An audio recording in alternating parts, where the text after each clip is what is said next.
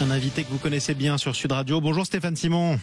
Bonjour à vous Jean-Marie, bonjour On à vous tous. retrouve comme tous les samedis, mais un petit peu plus tôt que d'habitude, puisque vous animez, je le rappelle, l'affaire dans l'affaire à midi chaque samedi. Vous êtes aussi le co-auteur de ce livre, et c'est ce qui nous intéresse le plus ce matin.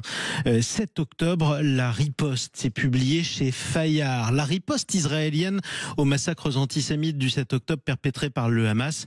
Eh bien, en gros, une nouvelle étape de cette riposte a été franchie il y a 2 jours. Les dessous de cette opération du Mossad en plein Iran, en plein régime des mollahs, qui a permis de décapiter toute une partie de l'armée iranienne. Le moins qu'on puisse dire, c'est que ce qui s'est passé est spectaculaire, Stéphane. Oui, c'est une opération qui s'inscrit évidemment dans cette guerre que Israël a pensée et accélérée depuis le 7 octobre 2023. Vous savez que depuis longtemps, le nucléaire iranien est dans le viseur d'Israël, qui se sent seul, je dirais, habilité à faire le gendarme dans cette partie du monde, sous évidemment protectorat américain, on va dire.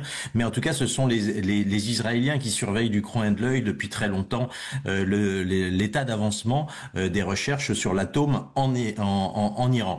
Et il se trouve donc que la nuit du 12 au 13 juin, un nouveau pas a été franchi. On a eu l'occasion sur votre antenne de parler de tout ce qui s'est passé depuis le 7 octobre 2023, comment Israël a pu frapper ici ou là sur le territoire iranien. Je pense notamment à l'assassinat du chef du Hamas, Ismaël Haniyeh, le 31 juillet 2024. Mais là, dans la nuit du 12 au 13, à partir de 2h30 du matin, eh bien, une nouvelle étape a été franchie et les services secrets israéliens ont travaillé main dans la main avec Tsahal, l'armée israélienne, pour faire vaciller le régime, car c'est bien de ça dont il s'agit. En fait, l'opération s'est déroulée sur plusieurs fronts.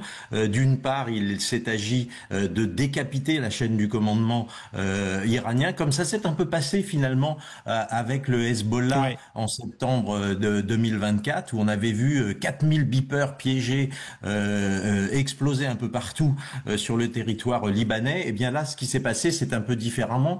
Il s'est en fait trouvé que toute la chaîne du commandement, ce qu'on a parlé des 2 généraux principaux, le général Salami et le général Bagheri, mais il y a eu à peu près tous les grands généraux iraniens ont été éliminés dans cette nuit. Il faut se rendre compte de ce que ça représente. Pensez, le chef de la marine, le chef de l'armée de l'air, le chef des gardiens de la révolution, toute une bonne partie de l'état-major iranien.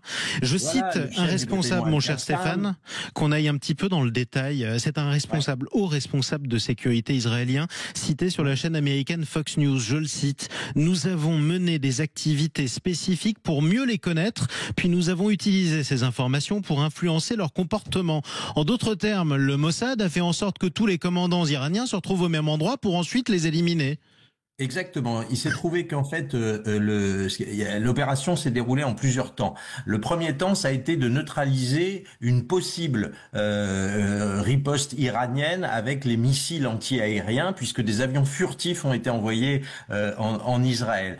Et pour ce faire, on a découvert qu'en fait, le Mossad avait caché des drones depuis très très longtemps aux portes de Téhéran, et que ce sont ces drones qui ont été frappés les missiles anti-aériens. Et puis, en fait, les frappes israéliennes se sont concentrées sur une réunion de chefs d'état-major qui a été en quelque sorte provoquée, puisque, curieusement, la veille, et je fais partie de tous ces gens qui ont posté des informations en disant attention, des avions furtifs se sont concentrés dans le Negev, l'opération est en cours, etc. En fait, tout ça était destiné finalement à mettre en alerte les chefs iraniens pour les concentrer dans un seul et même endroit. Ce qui s'est passé, et une fois que ceci était concentré, eh bien évidemment les frappes ont pu avoir lieu.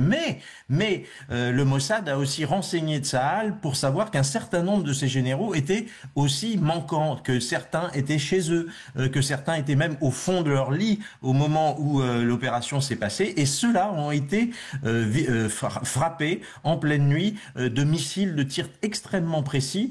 Par exemple, j'ai eu la chance de voir les images du domicile domicile du général Salami. Ouais. C'est impressionnant. On voit, c'est un appartement qui fait un angle et le missile est rentré d'un côté, a enflammé l'appartement totalement et il est noir et on voit de la fumée qui ressort de l'autre côté. Il ne reste plus rien vraisemblablement de l'appartement, mais les appartements au-dessus ne sont pas touchés. C'est ce qu'on appelle des ciblages extrêmement fins qui n'ont pas fait de dégâts, cela dans la population civile, parce que par ailleurs, il y a eu évidemment d'autres Iraniens civils qui ont été touchés dans ces frappes israéliennes. Oui, c'est une vengeance absolument spectaculaire, annoncée de longue date d'ailleurs. Les Américains étaient au courant. La preuve d'ailleurs, juste avant l'attaque, les commandes de pizza autour du Pentagone ont explosé. C'est quelque chose qui commence à devenir habituel. On peut tout observer en temps réel. Merci beaucoup Stéphane Simon pour cet éclairage. Je vous encourage tous sur Sud Radio à lire tous les détails de la riposte israélienne au 7 octobre. C'est dans votre livre, celui que vous avez coécrit sur Sud Radio. On en parle régulièrement. 7 octobre, la riposte. C'est publié chez Fayard. Comment le Mossad prépare sa vengeance. On y reviendra dans un instant d'ailleurs.